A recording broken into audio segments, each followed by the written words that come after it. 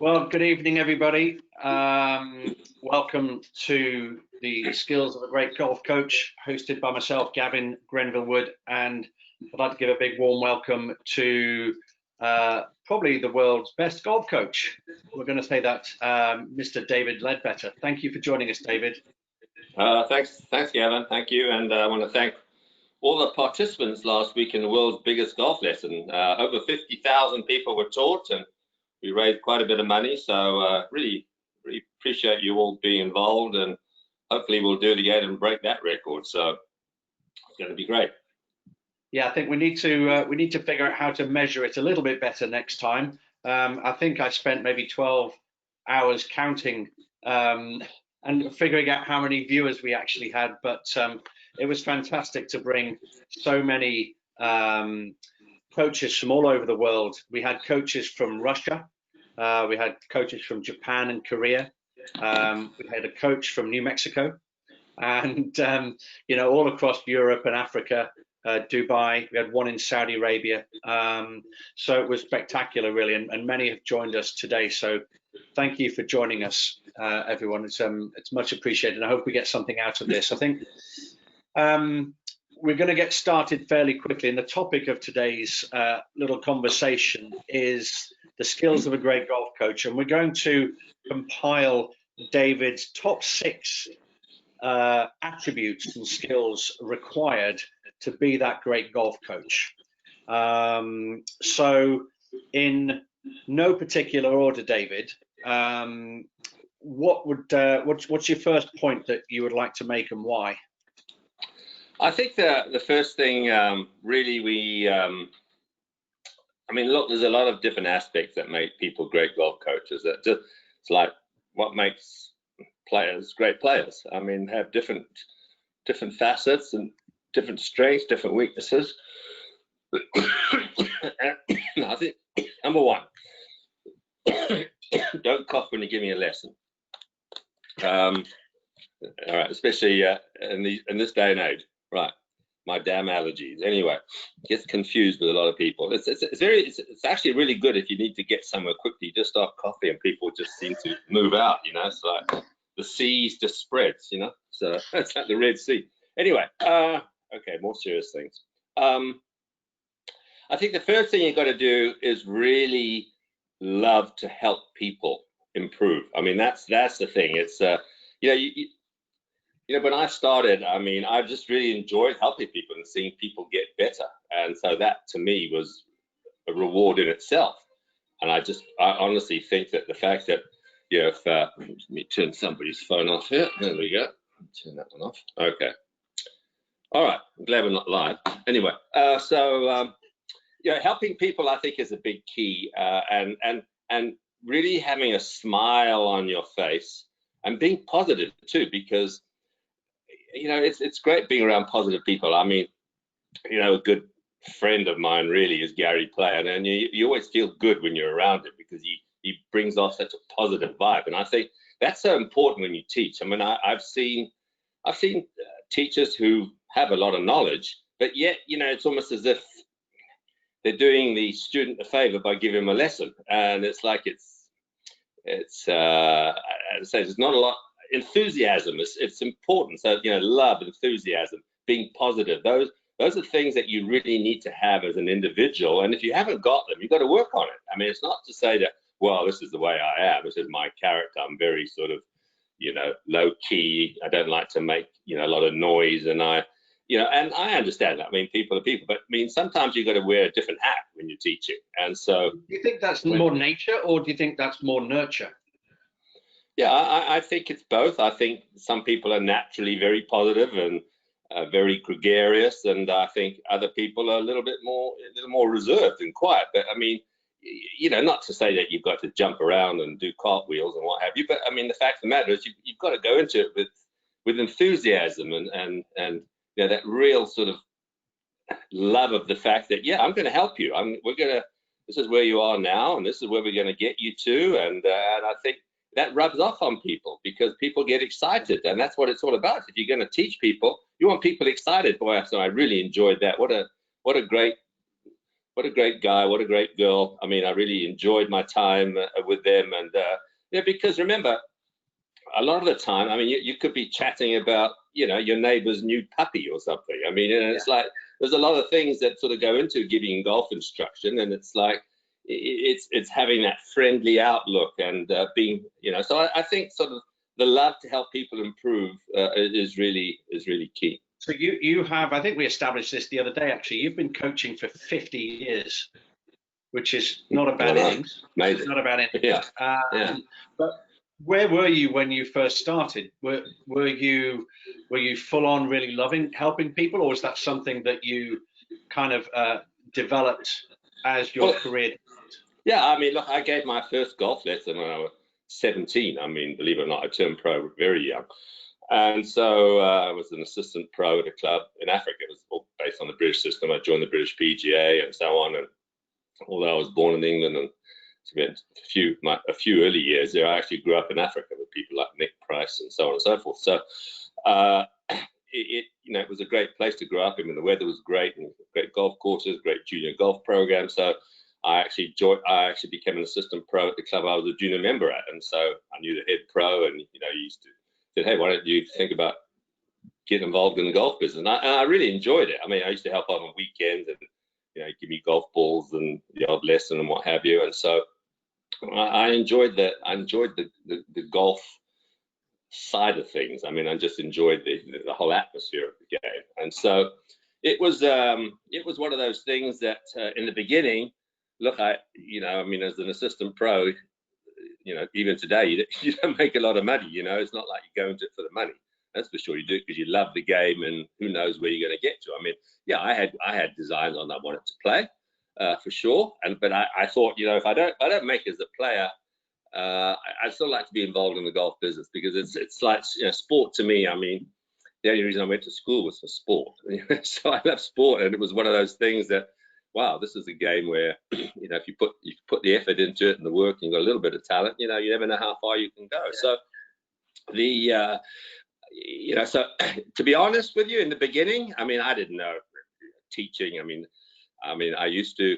The pro said to me, he said, listen, if you want to give it, you want to find a couple of people to give a lesson to. He said, you've learned a little bit from me over the last year or so, and you seem to be interested in the game. And I love reading books and magazines. I had big scrapbooks of people swinging and what have you. And I remember, I mean, vividly, it was just ironic. I mean, Doug Sanders passed away a couple of weeks ago, and so I remember seeing a big article, what it was, in Golf Monthly or something, about Doug Sanders' swing. So I went out there thinking, oh, let's see this little short backswing, see how that works. So I used to try different things, and I read all the instruction stuff I could read, and I loved my first real book of any note was Ben Hogan's Modern Fundamentals, which I actually did a redo of, if you will. They found all the photographs that they took to do all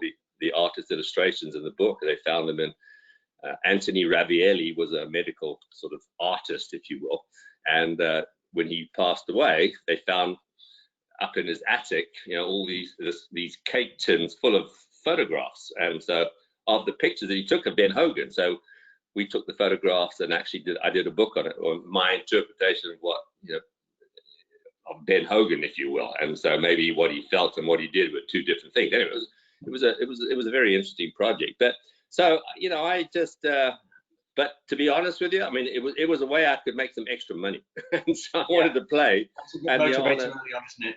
Yeah, it was very motivational, that. And the fact is that, if I wanted to play, I mean, on an assistant's wages, it was difficult if I wanted to travel, because I used to go down after a year or so, when I was about 18 or so, I traveled down to South Africa and played on the Sunshine Circuit. So I needed a little bit of money. So I used to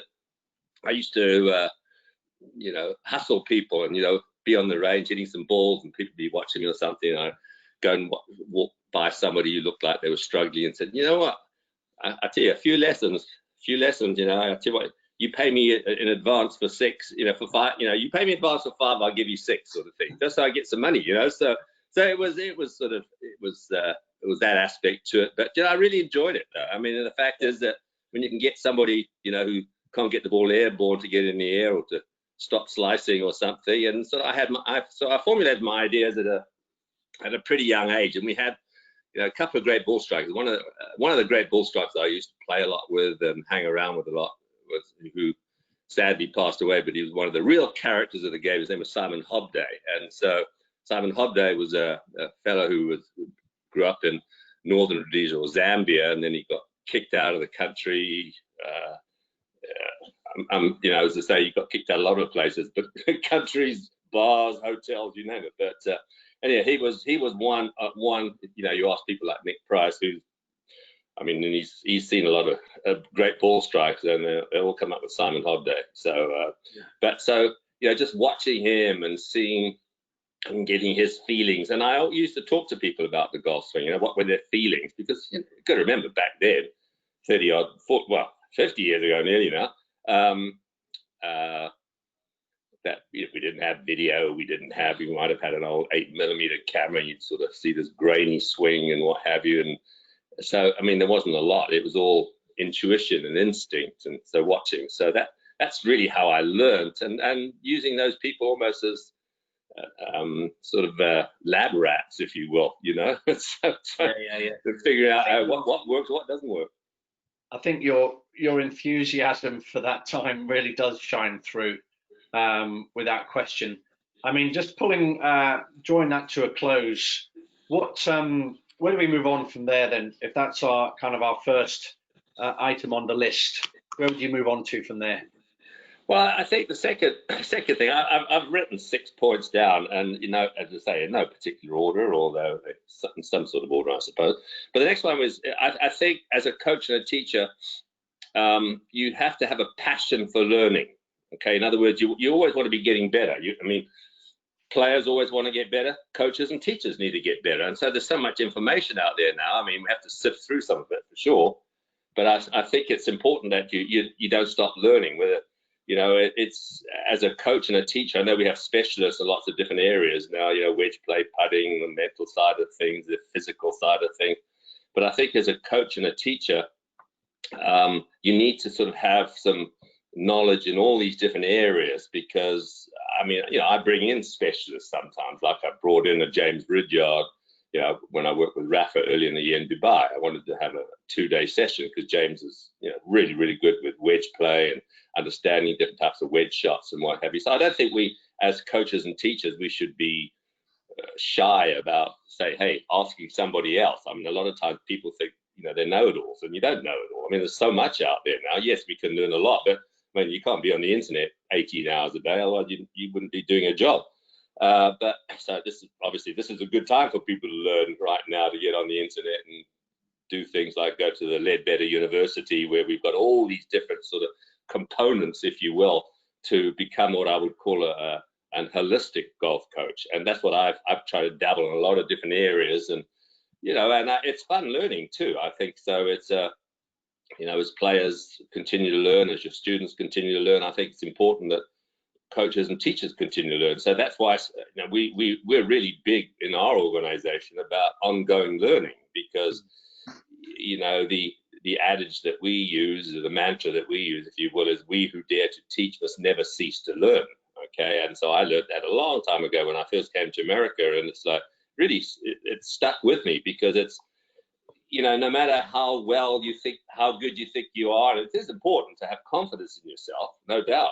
Okay, that is another factor. I haven't got that down there, but it is important to have that, a little bit of an ego where you think, hey, I'm a good coach, I'm a good teacher, but there is still a lot to learn. So you look at different coaches and teachers, and you sort of pick up one little shining nugget there can actually help you. So a lot of what I teach really is nothing new. I might have put it into a system, if you will.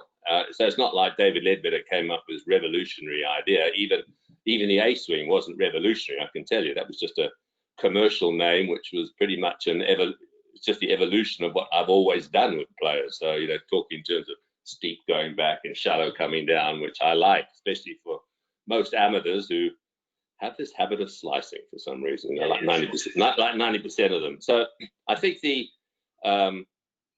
having that passion to learn. I think it shows through too, because look, you might learn a different short game shot which you could help somebody with, or just a slightly different approach, and it's like, that's interesting.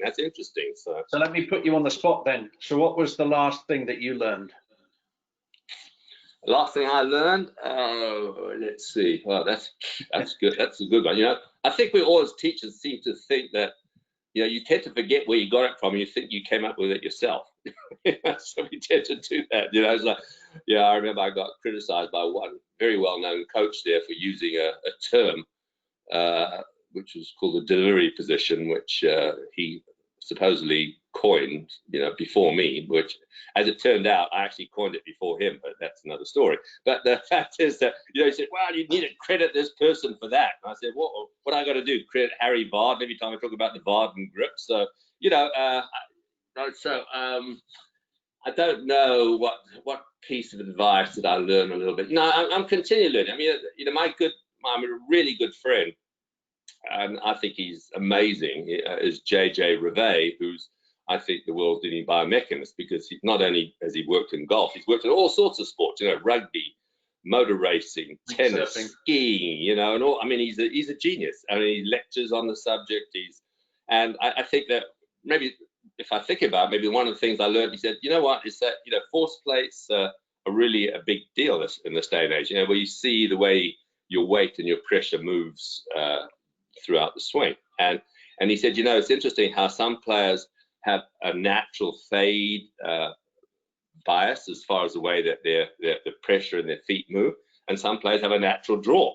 And so, especially we're talking at the top level, and it's interesting if you can find out what their patterns are. I mean, that's the one they want to play with, obviously. So that determines whether a player is going to be a natural draw or a natural fader. And so I thought that was really interesting. It's not all, it's not one style fits all. And that's the thing probably I've been labeled with through the years, as being a method teacher. I hate that label, because I'm not a method teacher.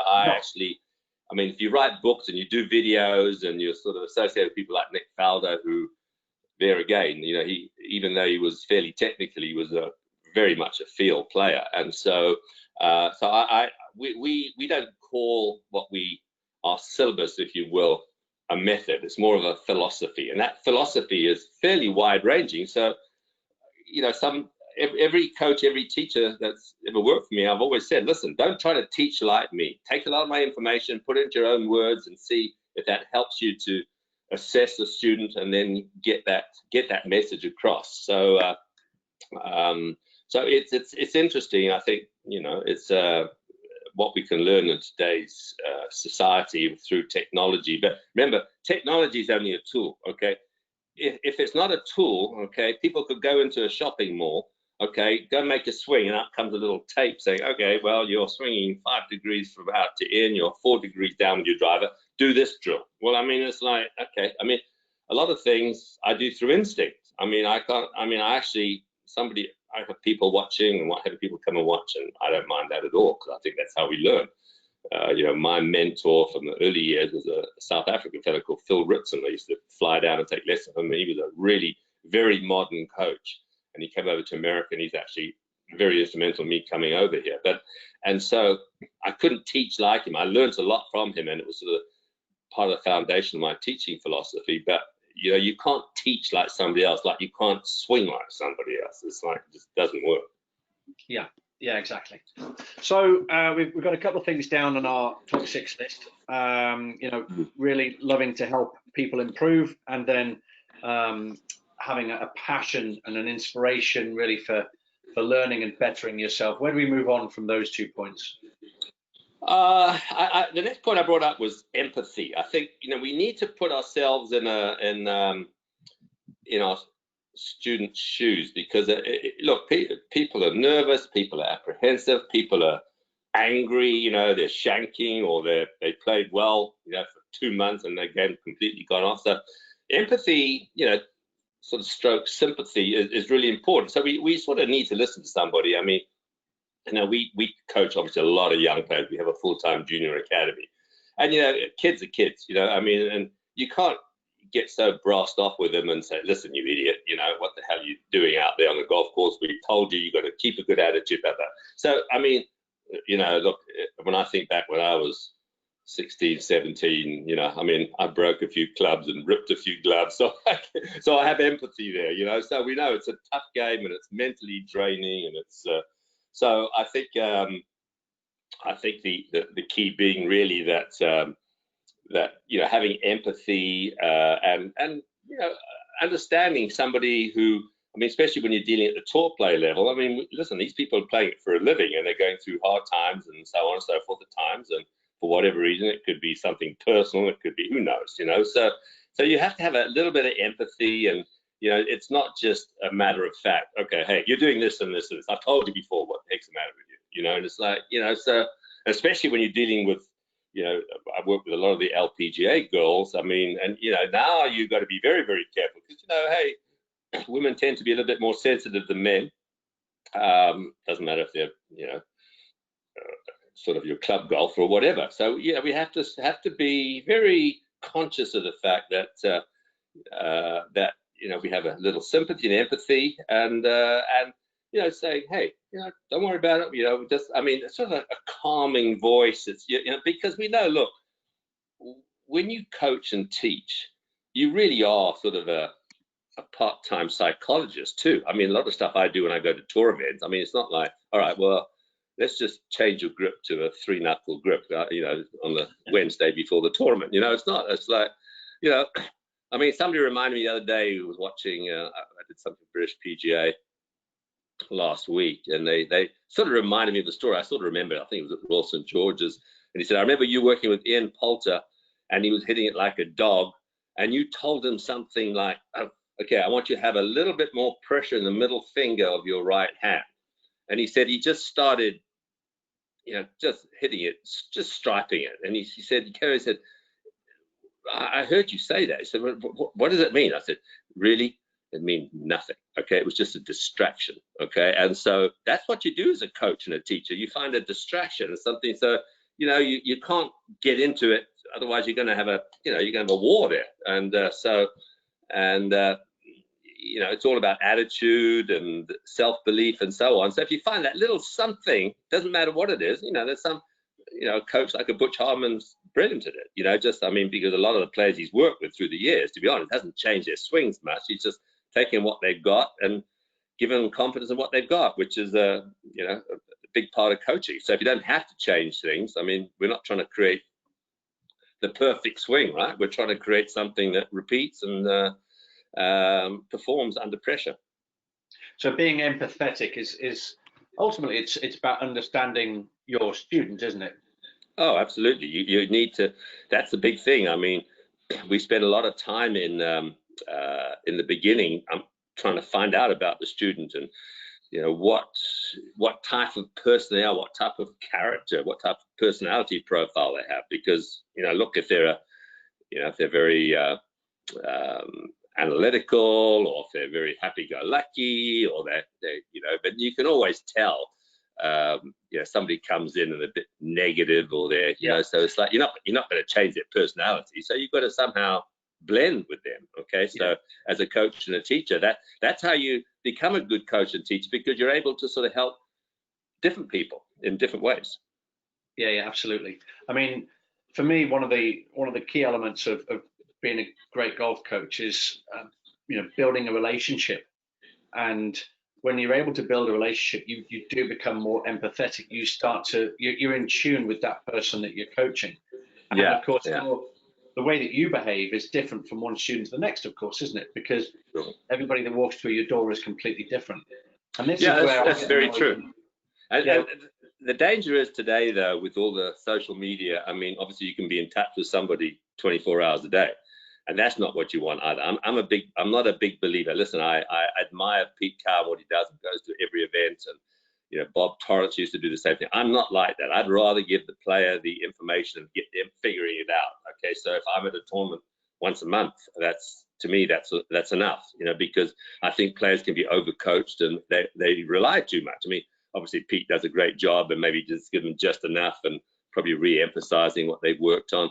But it's different. I think that a player looking around for the coach the whole time. Where are you? Where's the camera? Where's this? Where's that? So we have to be careful too that we don't sort of get them to completely rely on us. I always say, listen, we should be trying to make the students their own best coach. Okay, we give them the information. We're a guide, and so hey, when things do get a little off, yeah, we'll help him or her get back on track. But if it's purely, that's what's one of the challenges for us at a junior academy, where these kids are there every day, to come up with different ideas, and we're always into performance games now. It's not pure technique, and trying to make them like robots. I mean, it's not. I mean, we don't want that. I mean, I think it's a great credit to a coach and a teacher where you have players that have different looking swings and different looking actions. I mean, as I said before, you can't make everybody swing the same way. Okay, so it's like, obviously this is sort of one of the flavors of the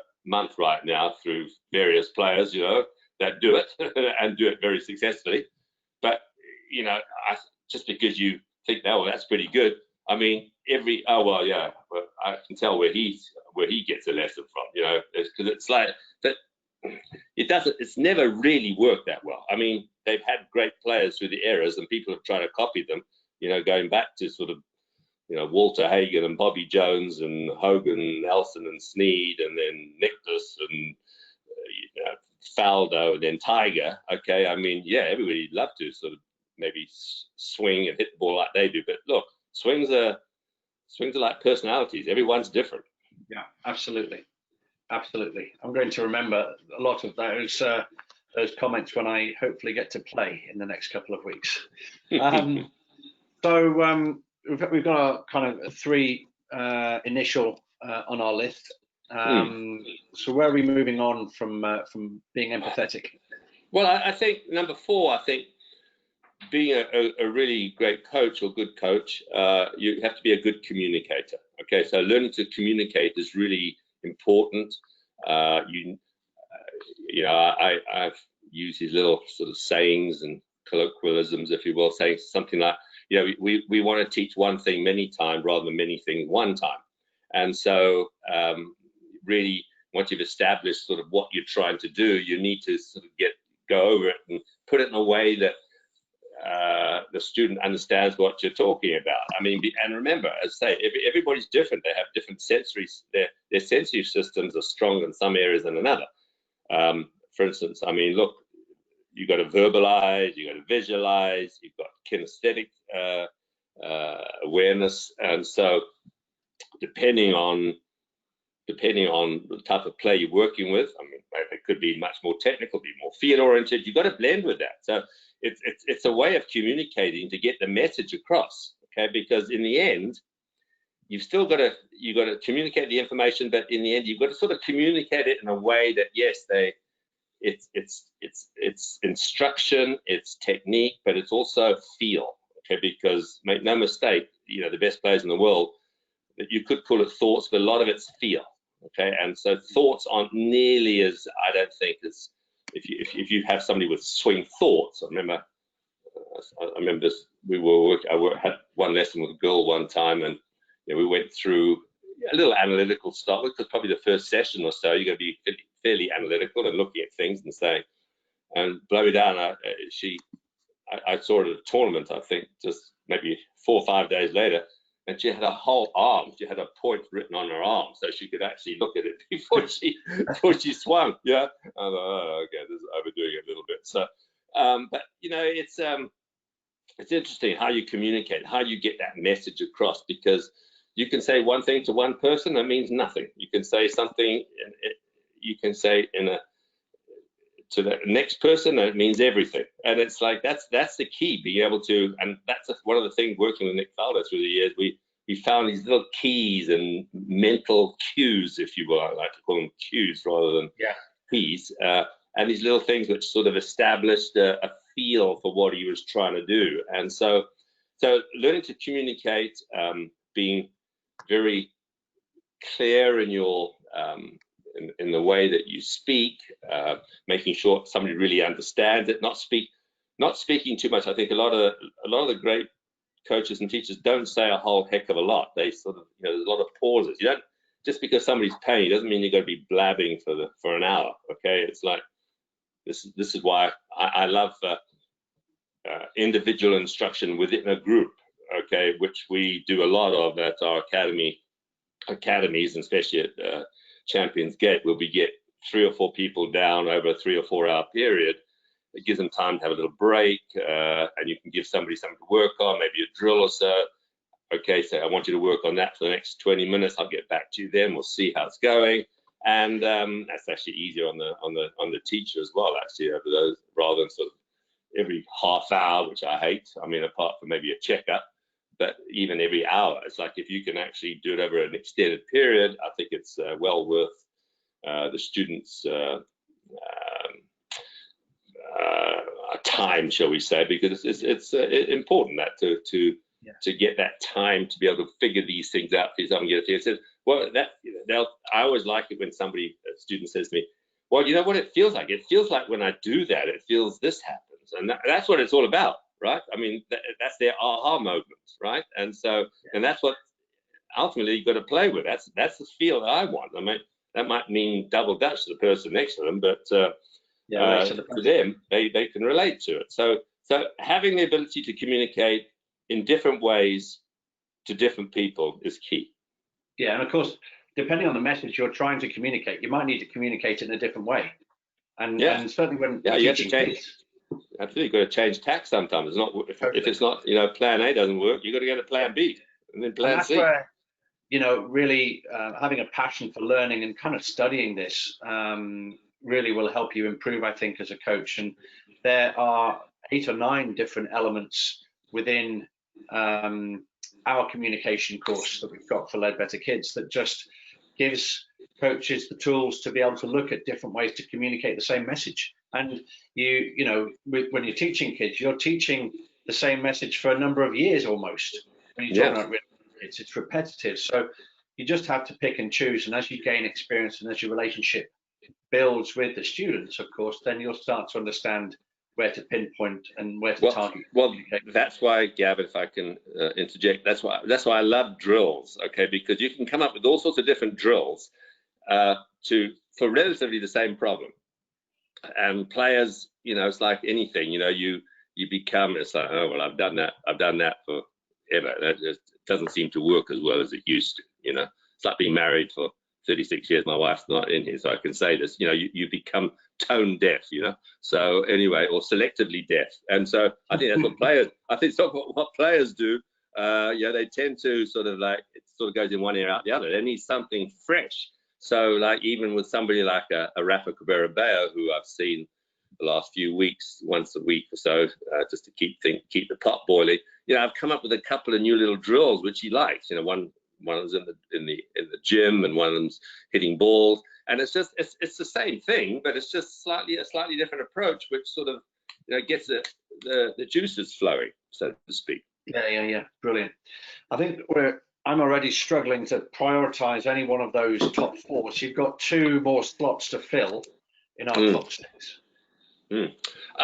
Okay, so this may sound funny, pardon the pun, but humor plays a role in coaching. Okay, I've watched some lessons, and I've watched some of, sometimes I watch our teachers teach and younger teachers and so on, and seen some, and it's like watching paint dry. It is so boring. It's like you want, humor and laughter makes the world go around, especially with what's going on today. So having a good laugh, telling a joke, and I think once you get somebody laughing, you get them relaxed. Okay, so that's a known fact, right? It's all serious business, and it's like, as I say, honestly, it's like I've listened to even some well-known teachers. I'm not mentioning names, obviously, but it's like, how boring is that? To sit in front of a seminar and listen to that for 2 hours. My God, I'm going to fall asleep after 5 minutes. So I actually think humor is a very a played down part of being a coach and a teacher. Okay, have a laugh. It's funny if somebody thinks you're funny and they relax. That's great. So sometimes people don't get it, and you sort of fall flat in your face. Like I remember, one time I said, some player just, I think I was doing a clinic, if I remember, and it was like, had this guy out from the audience. I said, yeah, well, it looks like, there's the standard jokes, have you had any lessons? He says, yeah. I said, well, can you get your money back, sort of thing, I mean, standard sort of stuff. And anyway, after about 2 or 3 cracks like that, this fella said, I didn't come up here for all this abuse. So I said, well, where do you normally go?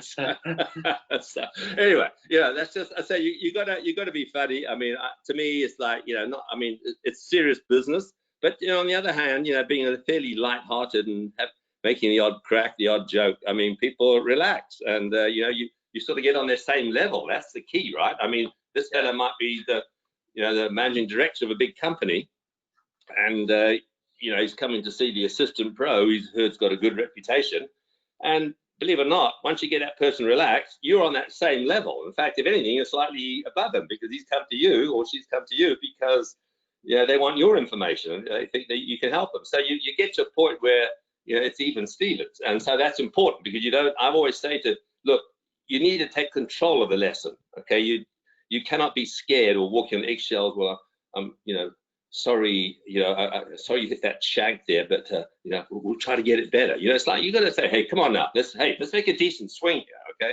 So that was swinging like an old lady there. Let's get moving here. I mean, so you've got to take, you've got to say a little bit of fun, a little bit of banter. I think is always good. So lighten up when you teach, okay? Because it's not life or death, okay? For most people, this is just like, hey, they want to improve their golf game so they can get out there and have more fun. So if it's fun, okay, and as Nick Faldo used to call it, fundamentals, okay, if you want to have fun, okay, then you got to make this very lighthearted. You can't make it like, it's a funeral. Exactly. Just before we get to the last point, I've got a couple of quick fire questions. You've got 60 seconds to respond to these, okay, and I'll cut you off at the end if you go beyond that. So this is from George Bowden, PGA professional in Shropshire. Thank you, George, for sending this in. He says, I've noticed many of the younger tour players are lifting the lead heel in the backswing. What's your opinion on the lead heel in the backswing and its positives and negatives? Go. I think, listen, I think it's okay to do it, because if it increases your coil, I think that's great. Like Justin Rose is a proponent of it, and I do see the benefit, because it actually allows you to wind up more into your right side. But all I would caution people to do when they lift the left heel, to feel the left knee actually almost shoots forward towards the ball target line. I'm not a big advocate of the old Jack Nicklaus look, although obviously it worked pretty well over the years, where the left knee points well in behind the ball. I think if you can just raise that left heel slightly and then almost use it as a starting point to flatten it out as you start down, I think it's great. So, and I always say to especially older players, look, if as you complete your turning motion, your coiling motion, it pulls the left heel off the ground, that's great. Because what we see, say, with a lot of lady golfers, for instance, who are very, very flexible, there's a sort of a dance move there with that left foot. It doesn't provide any resistance. So there has to be some resistance with the left knee, even if the foot raises up slightly. So I'm not against it at all. Perfect. 59 seconds. 61 seconds. All right. Here's another question from Ian Lodine. Well, Ian sent in 7 questions, but I'm only going to ask one. How did you manage your time to learn and better your knowledge when so busy being a top coach? Well, look, I mean, we do have some spare time. I mean, look, with the internet now, I mean, there's always times. I mean, look, as much as I travel, I do a lot of that on the plane, and so I look at articles, I look at the internet, and you can look. I mean, all work and no play makes Jack a dull boy, as they say. So especially with families and what have you, you can't just sort of spend your whole waking hours on golf. But there are some times where if you spend, instead of watching some junk on television, you can spend, okay, I'm going to spend sort of an hour a day, an hour an evening, just on learning and sort of broadening my knowledge. So I think there is time. If you've got to plan, though. It's like anything, you've got to plan. Perfect. Final question, 60 seconds to answer this one as well. I love this question. How do you help? It's from Michael Canev. How do you help an analytical person not overanalyze? All right, that's a good question, because we do get a lot of people like that, and so especially nowadays, right? Yeah, right.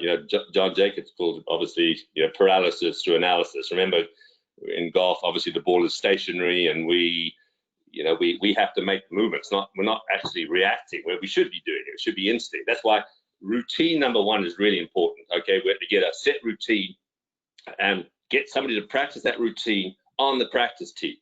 Okay, don't just say, all right, well, this is a routine, try that on the golf course. It's got to be, the routine is going to be part of the swing. And the other thing I like to do, especially with players who are very analytical, I get to hit balls with their eyes closed. I tell you, it's amazing what it does. I mean, people feel really weird because it's like, the eyes are the window to the brain, right? That's what gets you really concentrating and thinking and overthinking. So you get players hit balls with their eyes closed. It is amazing. I mean, and especially putting. I mean, that's fantastic. You don't overanalyze things. So those are a couple of things I would do. Yeah. Okay, brilliant. You almost passed the test on all three of those questions in under 60 seconds. Good. Right. I'm a 1 minute wonder. You have to realize that. Right. Final question. Final point on our top six. Where are we? Okay.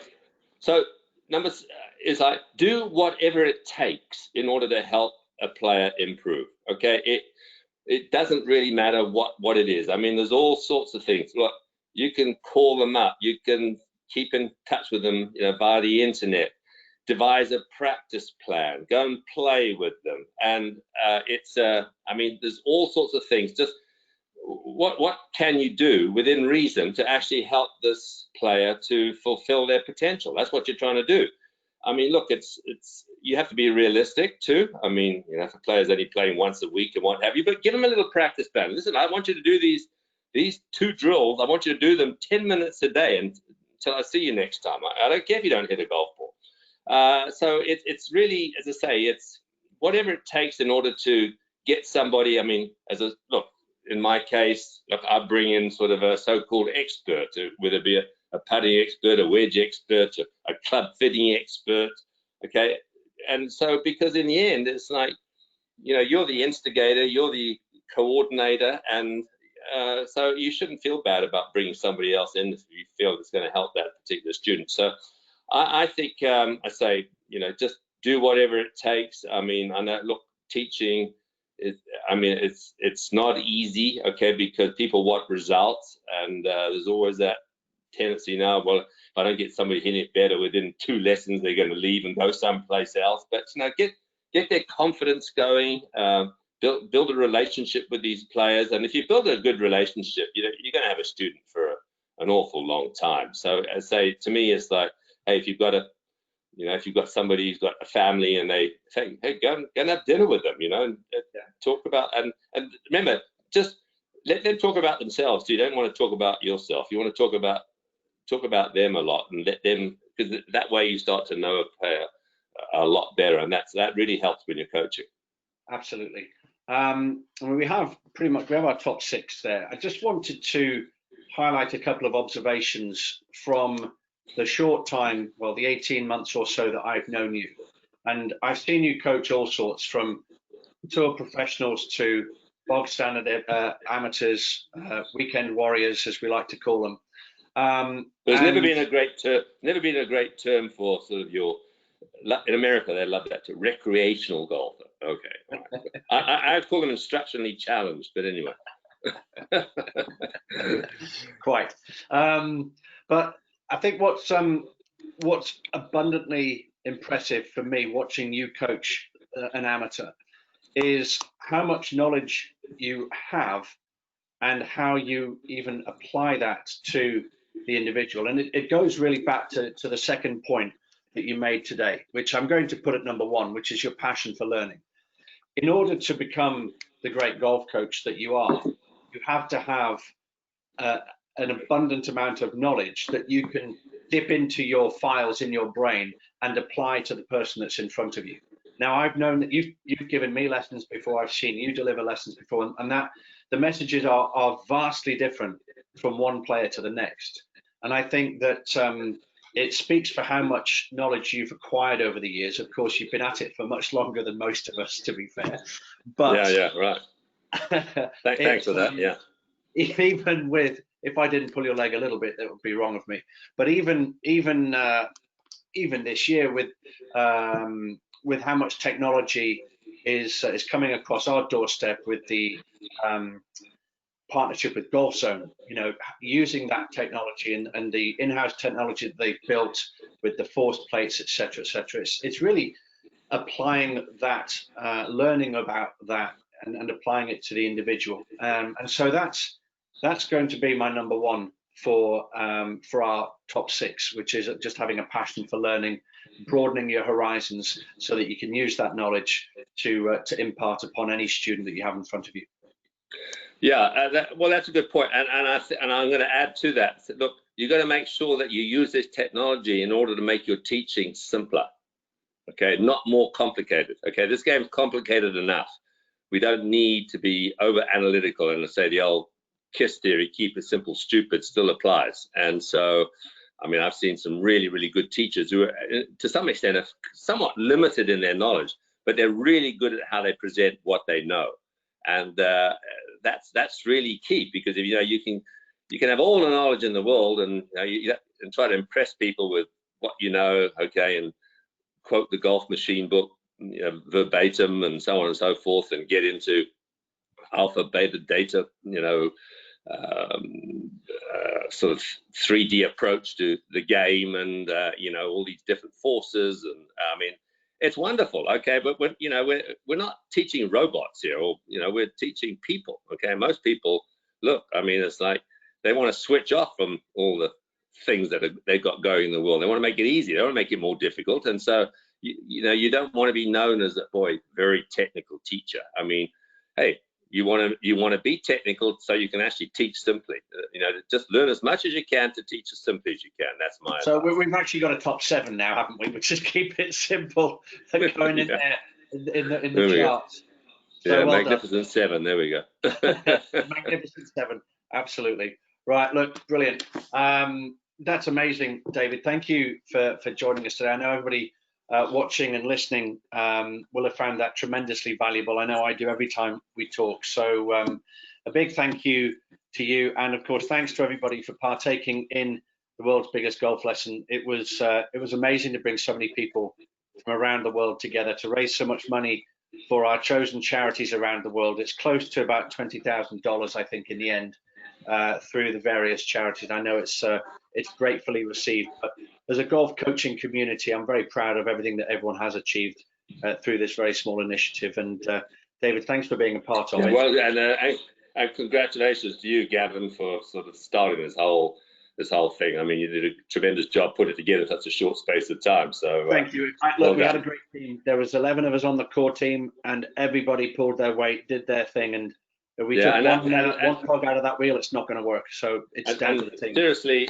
all of you out there, look, your goal should be to become better coaches, and you really want to look at university.ledbetter.com. Okay, say it again, university.ledbetter.com, because on there there's some tremendous material there to help you become better coaches in all different spheres of this coaching profession. And so, hey, if we want to keep the game healthy, we want to keep people playing, we've got to get people playing better, quicker. So it would pay huge dividends to you to become a better coach and learn as much as you can. So going to university.ledbetter.com is one way you can do that. So we've got a lot of people who signed up, and got some tremendous people who sound like Donald Trump here. But I mean, we've got some great people who are involved in different spheres of coaching, and I'm sure you'll enjoy it. So there's some free courses on there. There's some that you would pay for, but a lot of good information on there. So hopefully you might